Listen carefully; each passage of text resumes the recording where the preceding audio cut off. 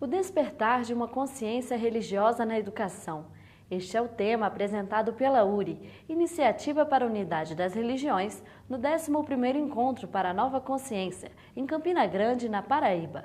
O tema foi debatido por representantes da tradição Fé Bahá'í, da tradição dos orixás, do movimento Hare Krishna e do islamismo. A União Planetária e a Sociedade Teosófica têm o prazer de apresentar este rico debate. Ó Deus, és bondoso para com todos, proveis a todos, amparais a todos e a todos concedes vida. De ti, todos os seres recebem faculdades e talentos. Ó tu, Senhor bondoso, une todos, faz as religiões concordarem e torna as nações uma só, para que considerem-se todos como uma única família e tenham a terra como um só lar. Que se associem em união e acordo. Ó Deus, ergue o estandarte da unicidade do gênero humano. Ó Deus, estabelece a suprema paz. Enlaça os corações. Ó Deus, ó tu, Pai bondoso, extasia os corações com a fragrância do teu amor.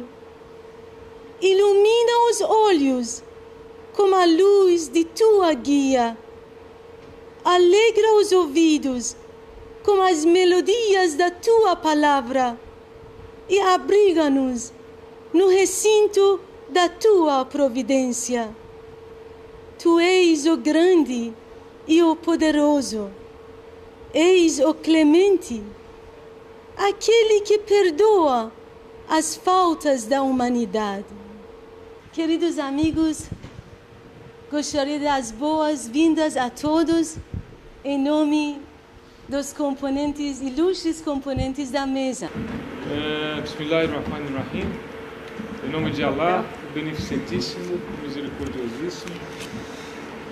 É uma satisfação estar aqui com você. A experiência interreligiosa, ela tem sido assim bastante importante e, por incrível que possa parecer de início, né, a quem não participa dessa experiência, ela é de um auxílio inestimável no conhecimento da nossa própria fé, porque é uma oportunidade de verificarmos a aplicação prática dos princípios de cada uma das nossas religiões. A primeira ocasião que eu fui convidado para participar do início desse esforço de diálogo religioso em São Paulo, pela URI, eu não sabia muito bem o que ia acontecer. Mas a gente foi, graças a Deus, com o espírito aberto, para naquilo que nós sentíssemos de positivo e construtivo, estar cooperando, identificando alguma coisa que não pudesse fugir aos princípios que nós acreditamos sagrados, estar interferindo. Mas desde esse primeiro encontro, em que participaram mais de 100 pessoas, eu não lembro exatamente o número, a gente percebeu que havia muitas dúvidas a princípio. Dúvidas, primeiro, em relação à própria URI, né? O que é URI? É uma organização que tem início, origem nos Estados Unidos. E sempre existe um pouco de cautela em relação a isso, qual o interesse, qual a intenção, porquê disso, né? Como é organizado, quem financia, uma série de coisas. Né? E havia dúvidas em relação ao nosso contato mais próximo com outras fés, com outras religiões, se seria possível fazer algo junto, porque se observarmos do ponto de vista teológico, somos muito diferentes. Ao meu lado está sentado uma politeísta, que acredita em vários deuses. Na minha religião, Allah nos diz que um dos maiores pecados que o ser humano pode cometer aliás, o maior pecado, é negar a existência de Allah, o Criador, o Deus único. E para nós, Allah é supremo, né? Ele é o Deus, o único Deus, e não há parceiros em relação a Allah. Se fosse por aí, não haveria nem como sentarmos juntos. Mas a gente foi com o espírito aberto para descobrir o que seria possível construir.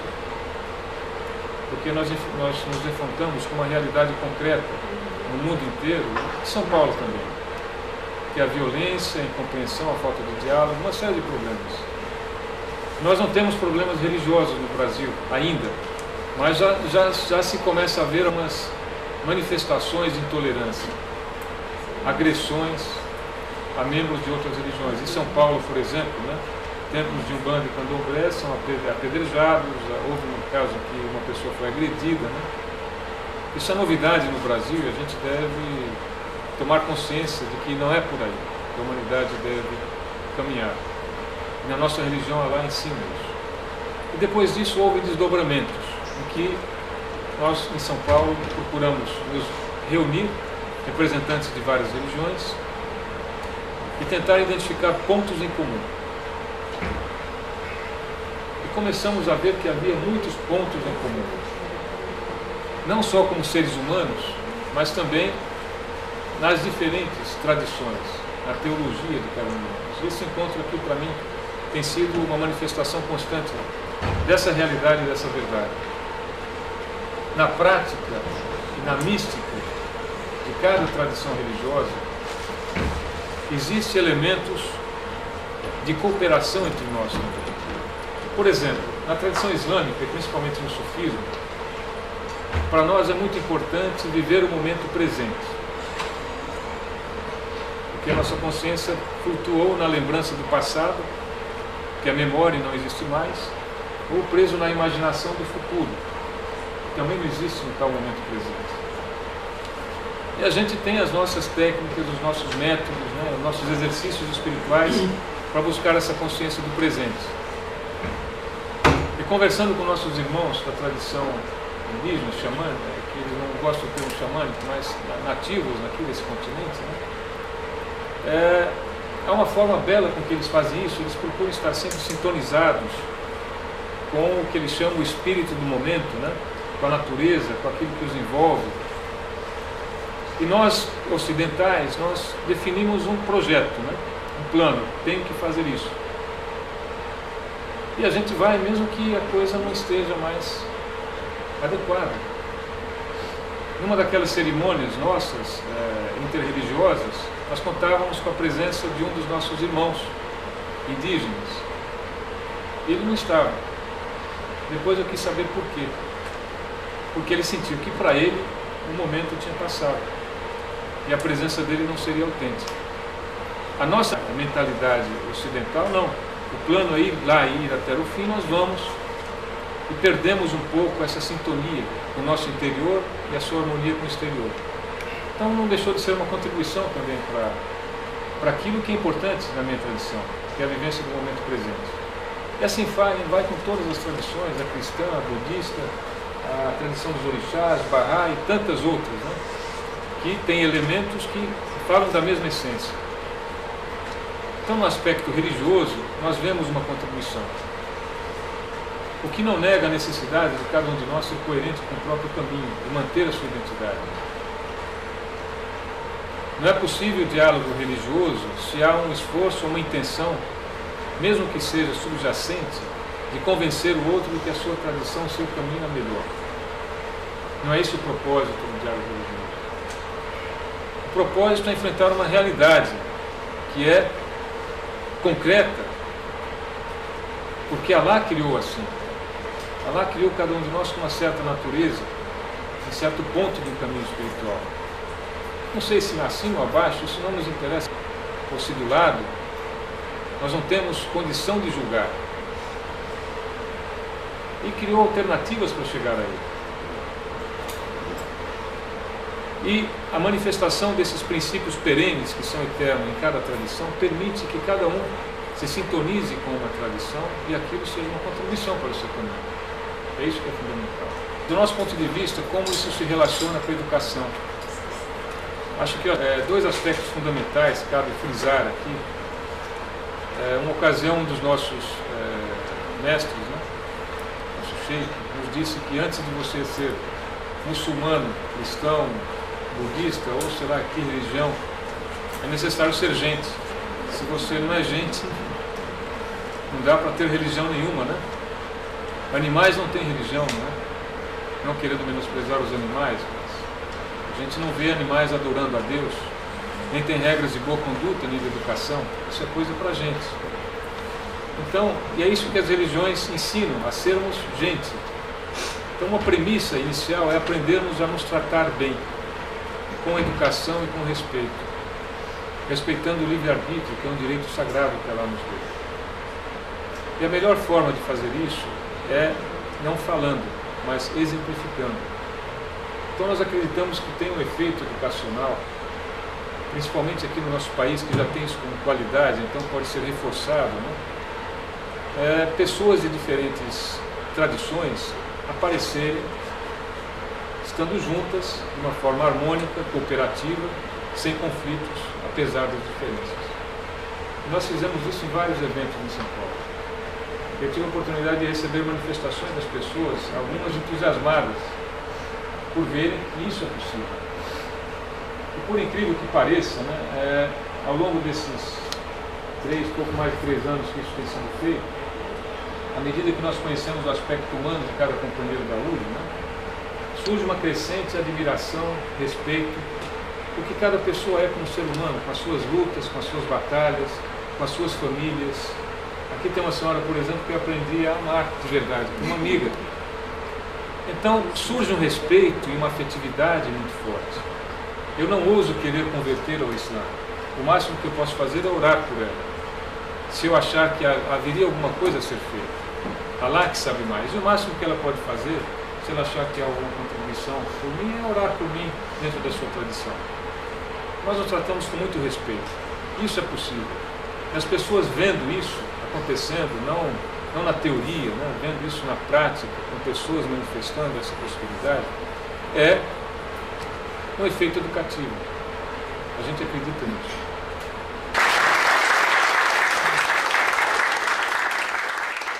Eu gostaria só dizer para vocês algumas palavras sábias de um grande educador da Pérsia.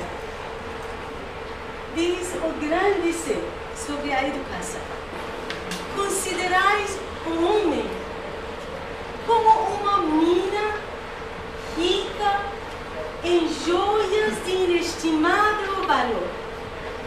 A educação tão somente pode fazê-la revelar seus tesouros e habilitar a humanidade a tirar dela algum benefício.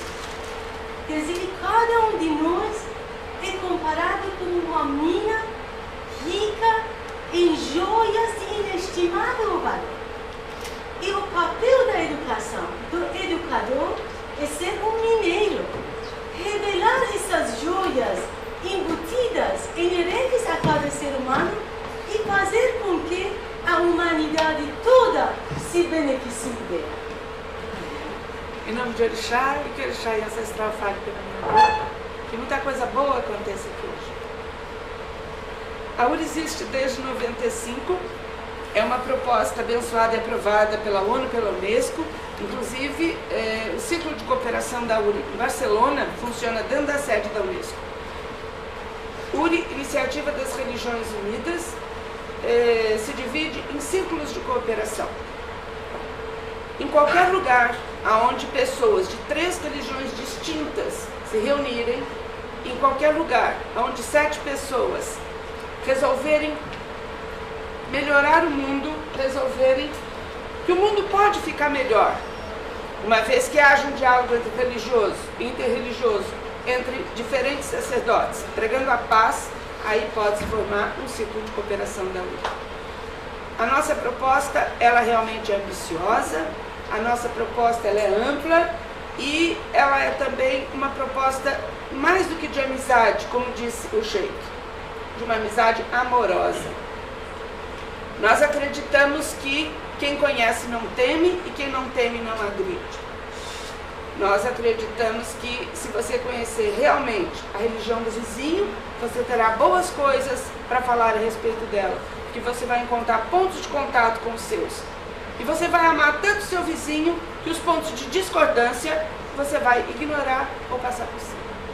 Nós não fazemos proselitismo, não tentamos converter um ao outro e certamente nesse período todo, desses 3 anos que eu estou em Uri, eu aprendi que eu posso perfeitamente ser uma devota de Orixá, amar profundamente meus Orixá, mas eu posso amar Krishna, eu posso amar Allah, eu posso amar Buda, eu posso amar Jesus com o mesmo respeito. E eu posso me prostrar para todos eles e eu posso rezar, seja em português ou seja na minha língua iorubá, e ele vai entender do mesmo jeito. Eu aprendi que Deus tem muitas faces. E para cada pessoa, ele escolhe qual a face que ele vai revelar. A Uri tem uma carta proposta.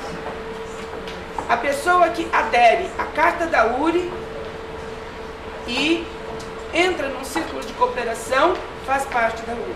Então nós temos aqui representados o Círculo de Cooperação de São Paulo, o Círculo de Cooperação do Rio de Janeiro e quem sabe N outros círculos de cooperação que virão a se formar daqui para frente em Campina Grande e nos outros locais.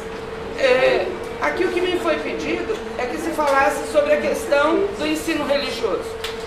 Eu vou falar em nome de nós tradicionalistas, porque o nosso ponto de vista é o seguinte: a República nos deu um país laico. Sendo um país laico, não ateu, laico. Sendo um país laico, não há um porquê o governo propiciar nas escolas de governo o ensino religioso. Os pais que desejarem para seus filhos ensino religioso, que é muito válido, que encaminhem seus filhos às escolas confessionais. Nós cremos que o ensino religioso deve ser dado em casa, no templo, pela família física ou pela família espiritual. A posição nossa das religiões tradicionais africanas, Umbanda e Candomblé, somos contra. Mas, se houver, queremos ser contemplados em igualdade de condições. Um beijo no coração de cada um e eu amo vocês.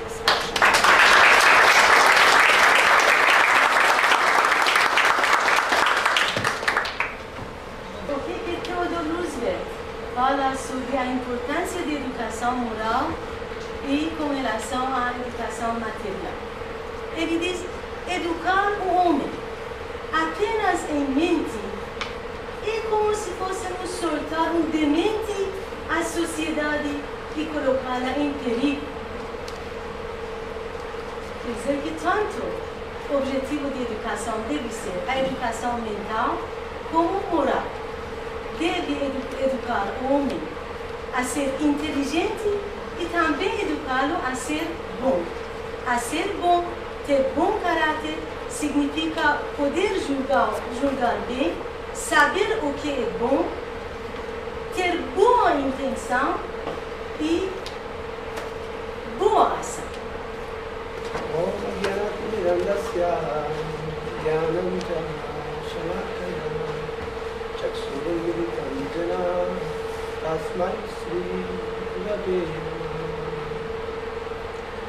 A tradução deste mantra significa que eu nasci na região mais profunda da ignorância e o meu mestre espiritual, com o achote do conhecimento, abriu meus olhos. Então, a este mestre espiritual eu ofereço minhas mais humildes e respeitosas reverências. A importância da cultura, a importância do ensino religioso na cultura, ou nos meios culturais que formam opiniões, que formam cidadãos, que formam países, que formam o mundo, que formam a humanidade. E para isso gostaria de me remontar um pouquinho à nossa cosmologia, da nossa tradição védica, onde se fala sobre o início da criação. Pode haver muitas explicações segundo a tradição específica de cada um que aqui está sendo representado, mas na nossa tradição se conta a história de Senhor Brahma, que é o primeiro ser vivo criado neste universo. Não o Criador, mas sim aquele que foi dotado de poder pelo Senhor Supremo, único Senhor Supremo, que foi dotado do poder da criação. Mas o Senhor Brahma, ele teve uma experiência um tanto peculiar, por ser o primeiro ser vivo criado. Ele se deparou no meio do nada, ou da escuridão do cosmos, ainda em gestação, sem ter sido dado à luz. E o Sr. Brahma ficou um tanto confuso, e em meio à sua confusão, ele ouviu duas sílabas que fazem parte do alfabeto sânscrito: ta, pa.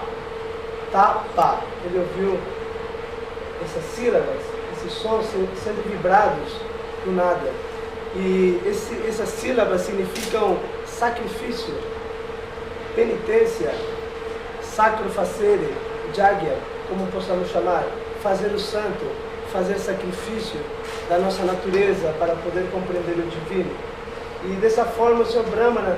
Brahma prontamente compreendeu que deveria ocupar-se em sacrifício para poder compreender o divino. E esse sacrifício vinha da sua confusão antes da criação e até mesmo antes de ouvir essas palavras. E ele se perguntou sobre 4 coisas que são conhecidas como Atato Brahma Jigyasa, ou nesta vida, nesta forma humana de vida, está na hora de indagar quem sou eu.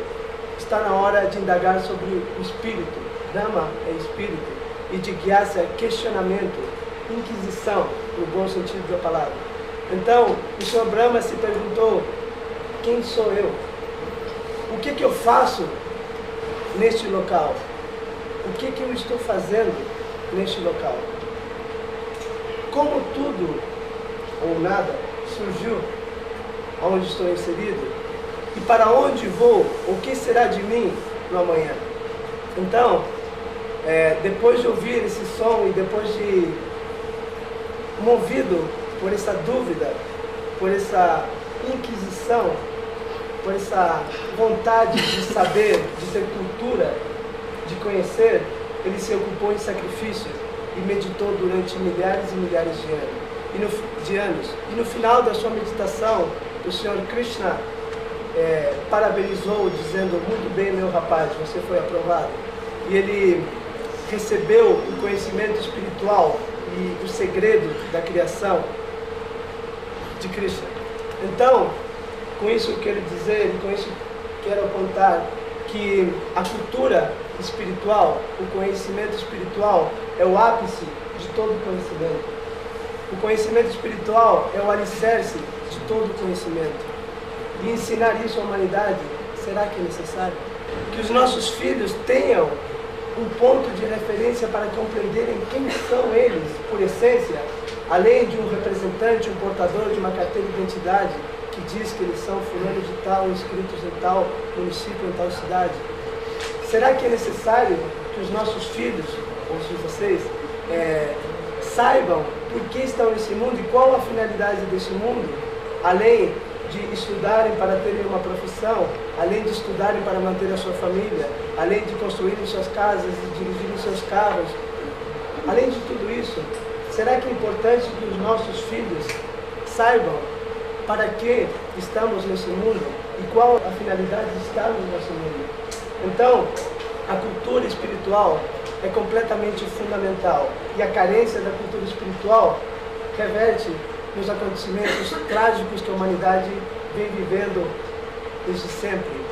E talvez depois do medievo, da época medieval aqui no Ocidente, da necessidade de tirar para si, de dominar através da religião.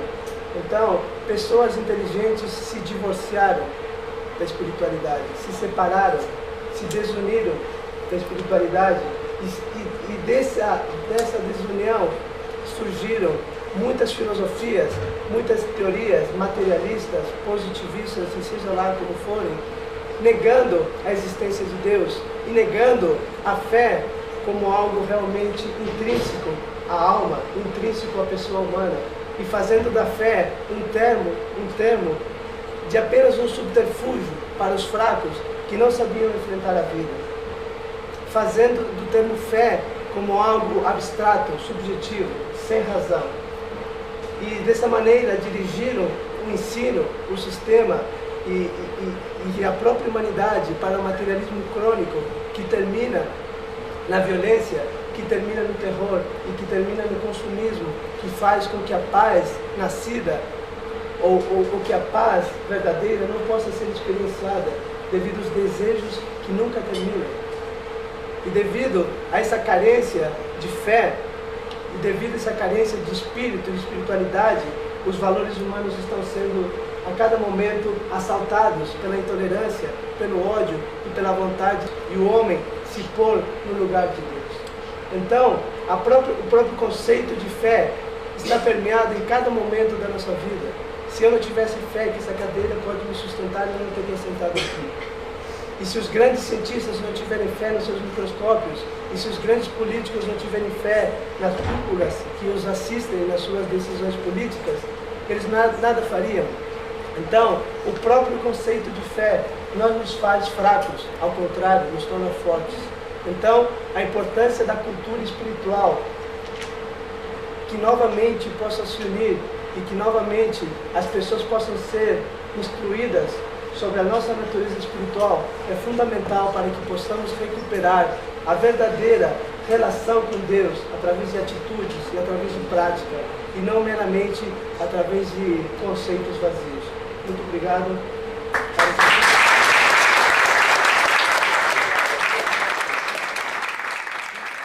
Me lembrei dessas palavras de Baha'u'llah, o profeta fundador da fé Bahá'í, que uma civilização meramente material é como um sonho, um vapor no deserto, um corpo belo, porém sem vida, que só pode ser vivificado por uma civilização espiritual.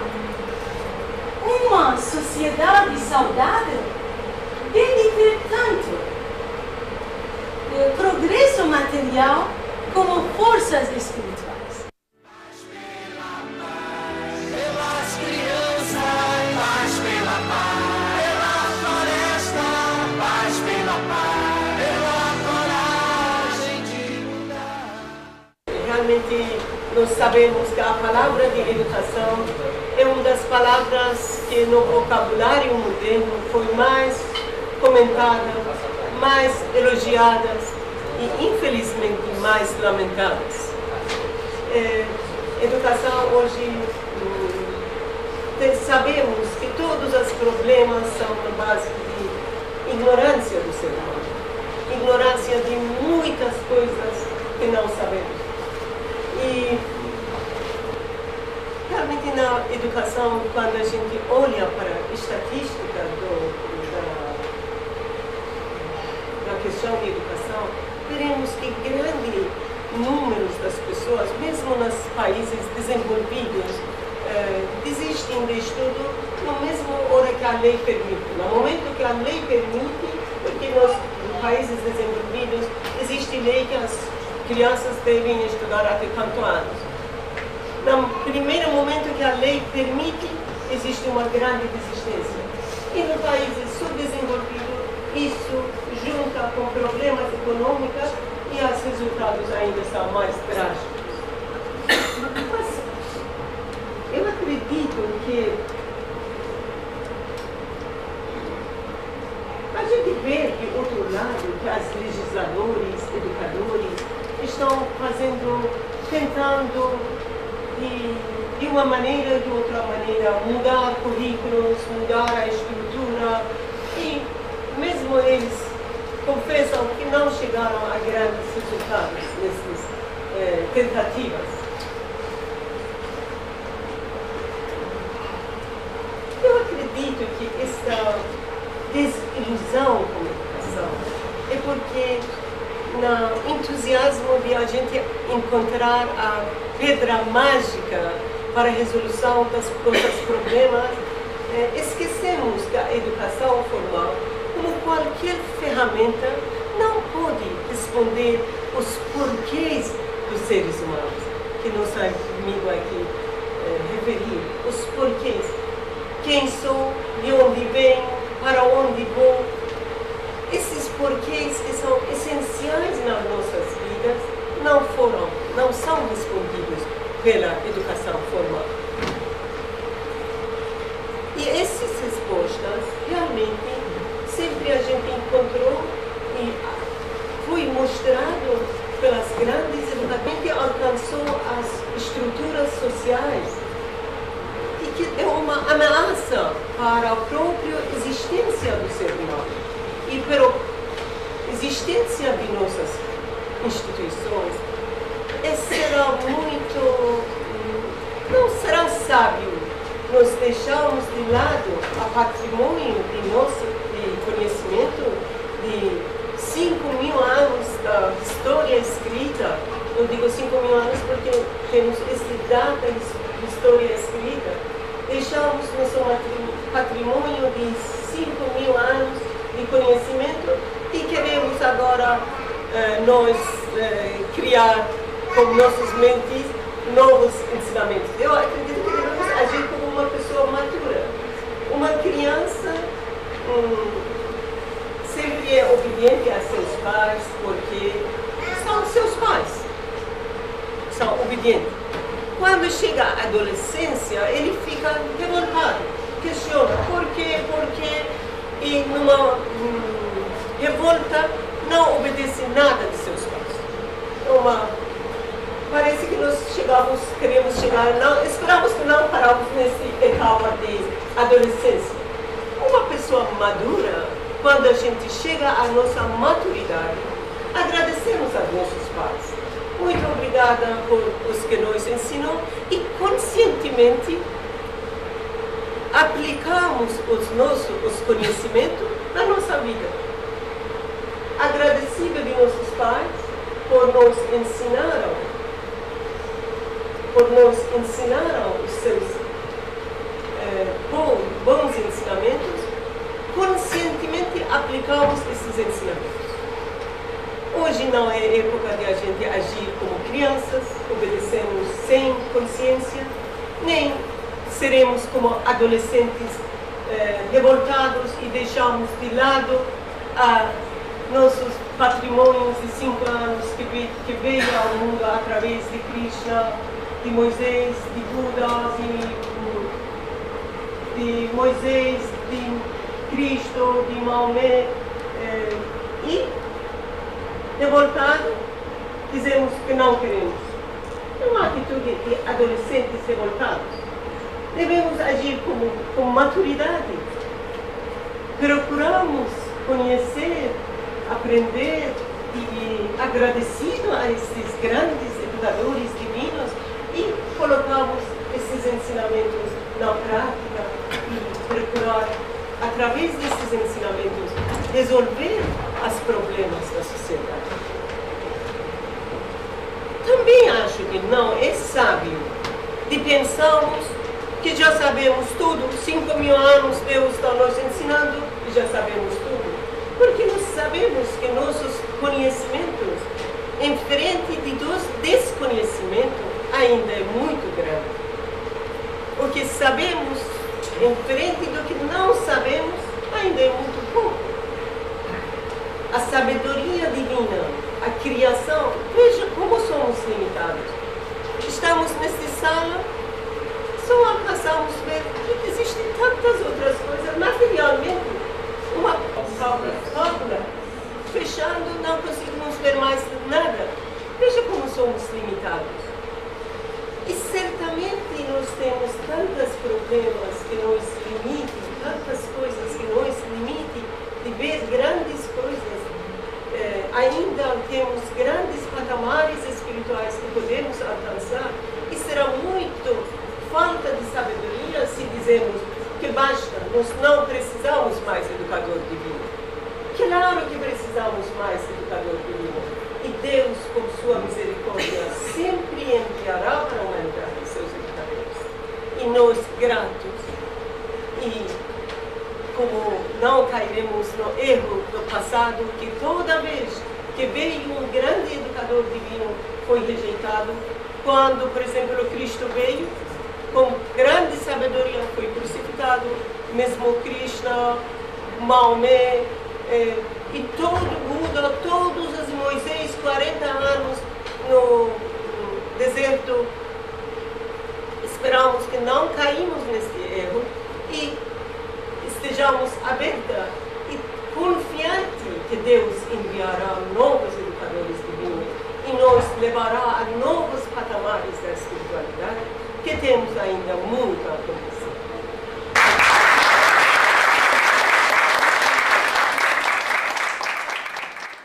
Quando a gente olha, com um olhar retrospectivo à história da humanidade, observamos que todos os mensageiros divinos, todas as religiões do passado, têm dois tipos de ensinamentos: ensinamento moral e ensinamento social. A parte de ensinamentos morais é idêntica em todas as religiões. Todos ensinam a veracidade, pregam a honestidade, a humildade, o amor, a unidade, fidelidade, fidedignidade, respeito e responsabilidade, entre outros valores morais. O que realmente muda são os valores sociais. Quer dizer, a humanidade em cada época, de acordo com as exigências do momento, precisa de diversos tipos de ensinamentos sociais. Então, a base de todas as religiões é uma só. Todas as religiões divinas tiveram a sua própria contribuição no processo civilizatório da humanidade. Eu gostaria também de fazer um comentário sobre o que o nosso querido Sheikh falou. Na verdade, a mídia faz uso da mídia, dos seus meios, para promover os interesses. E o que a gente conhece aqui no Ocidente é a face sangrenta do islamismo. Enquanto quando há 1400 anos a luz de Maomé surgiu em Meca e Medina, entre os tribos árabes, que eram considerados como os bárbaros ignorantes, a luz de Maomé alcançou esse povo ao estágio de sua civilização, que todo o conhecimento nas artes, sua cultura, foram adquiridos. Todos os grandes conhecedores, sábios, cientistas iam da Europa em busca de conhecimento dos sábios muçulmanos. E se hoje a humanidade tivesse, na época hábil, aproveitado os benefícios que Maomé trouxe em sua época para a humanidade, hoje nós não teríamos chegado à situação lamentável que a humanidade se encontra. A humanidade de hoje, como ser humano, é um corpo integrado. Mas o que a gente vê na humanidade de hoje? Menos de 20% da humanidade dispõe a maior parte da riqueza do mundo, enquanto 80% da população, de acordo com dados da ONU de Kofi Annan, são pobres. A cada 5 crianças que nascem, 3 pertencem ao mundo da pobreza. 1 bilhão de pessoas não têm acesso à educação. Mais de 1 bilhão de pessoas não têm acesso à água potável e serviços de saúde. Como se o corpo humano tivesse uma parte, digamos, uma cabeça muito desenvolvida e o resto enfraquecido.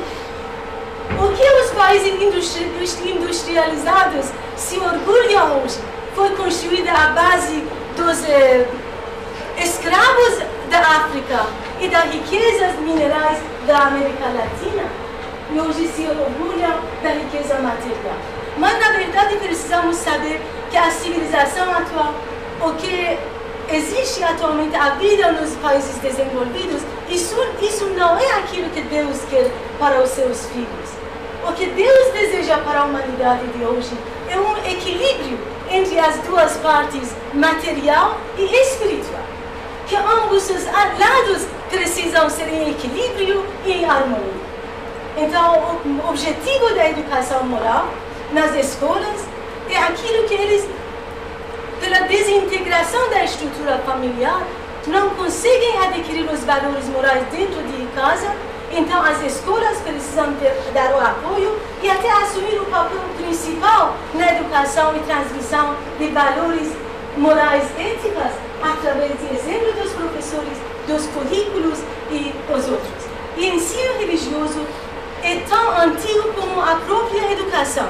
E no começo, a Bíblia era ensinada nas escolas, mas aos poucos chegou a essa questão, foi levantada a questão de qual que livro sagrado vamos ensinar às crianças, qual é o livro que deveria ser adotado. justamente pela divergência de opiniões.